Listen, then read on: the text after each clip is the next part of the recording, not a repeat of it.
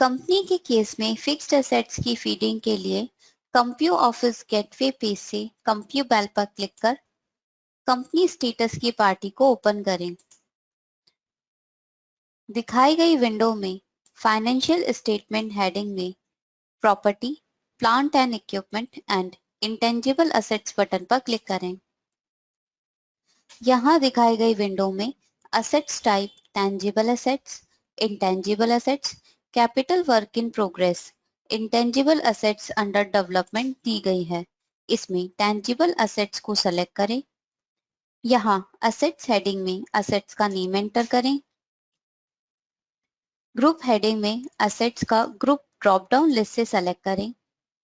इसके बाद useful life in year heading में असेट्स की यूजफुल लाइफ एंटर करें। इसके बाद बैलेंस एज एट 1 अप्रैल हेडिंग में दिए कॉलम में डबल क्लिक कर ओपन करें। इससे एनेक्स्चर ओपन होगा। इस विंडो में पर्टिकुलर हेडिंग में असेट्स का नेम एंटर करें। इसके बाद डेट ऑफ परचेज हेडिंग में असेट्स की परचेज डेट एंटर करें। परचेज अमाउंट हेडिंग में असेट्स का परचेज अमाउंट ऐड करें। रेजिड्यूल वैल्यू 5% हेडिंग में वैल्यू ऑटो अपडेट हो जाएगी। इसके बाद रिटर्न डाउन वैल्यू हेडिंग में असेट्स की लास्ट ईयर की WDV एंटर करें। यदि ड्यूरिंग द ईयर कोई असेट सेल की है तो डेट ऑफ सेल हेडिंग में असेट्स की सेल की डेट एंटर करें।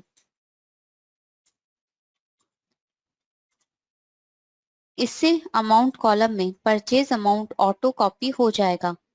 फीडिंग कंप्लीट होने के बाद सॉफ्टवेयर डेप्रिसिएशन ऑटो कैलकुलेट कर लेगा। यदि ड्यूरिंग द ईयर कोई असेट्स में एडिशन हुआ है तो एडिशन असेट्स पर क्लिक करें। ओपन पेज में पर्टिकुलर्स में असेट्स का नेम एंटर करें। डेट ऑफ परचेज में असेट्स की परचेज डेट एंटर करें। परचेज अमाउंट कॉलम में असेट्स का परचेज अमाउंट एंटर करें। रेजिडुअल वैल्यू 5% ऑटो अपडेट हो जाएगी। सॉफ्टवेयर डेप्रिसिएशन ऑटो कैलकुलेट करेगा। फीडिंग कंप्लीट होने के बाद एग्जिट बटन पर क्लिक करें।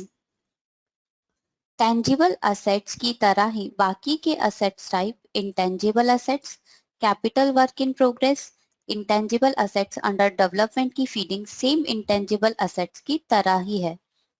इस विंडो पर कुछ एडिशनल फीचर्स दिए हुए हैं जिनमें डैप मेथड, इस हेडिंग में डेप्रिसिएशन कैलकुलेट करने के लिए मेथड दिए हैं SLM और WDV।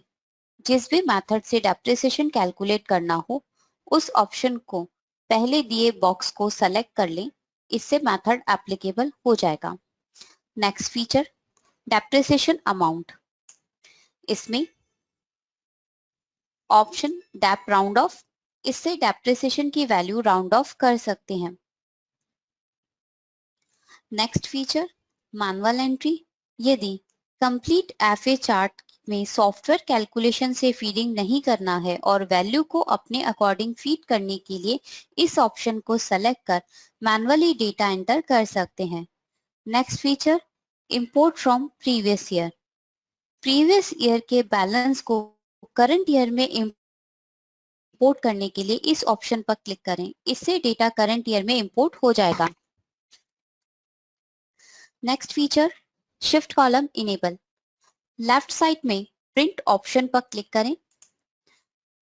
दिखाई गई विंडो में कॉलम नेम में दिए शिफ्ट ऑप्शन के सामने की ओर दिए विजिबल फॉर रिपोर्ट व विजिबल फॉर इनपुट में दिए चेकबॉक्स को सेलेक्ट कर एग्जिट बटन पर क्लिक करें।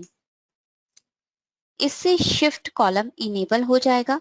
शिफ्ट कॉलम में ड्रॉप डाउन लिस्ट से आवश्यकता अनुसार shift single, double, triple select कर सकते हैं।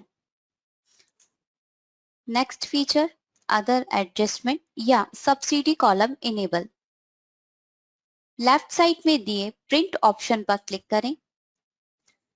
दिखाई गई विंडो में कॉलम नेम में दिए अदर एडजस्टमेंट या सब्सिडी ऑप्शन के सामने की ओर दिए विजिबल फॉर रिपोर्ट और विजिबल फॉर इनपुट में दिए चेकबॉक्स को सेलेक्ट कर एग्जिट बटन पर क्लिक करें।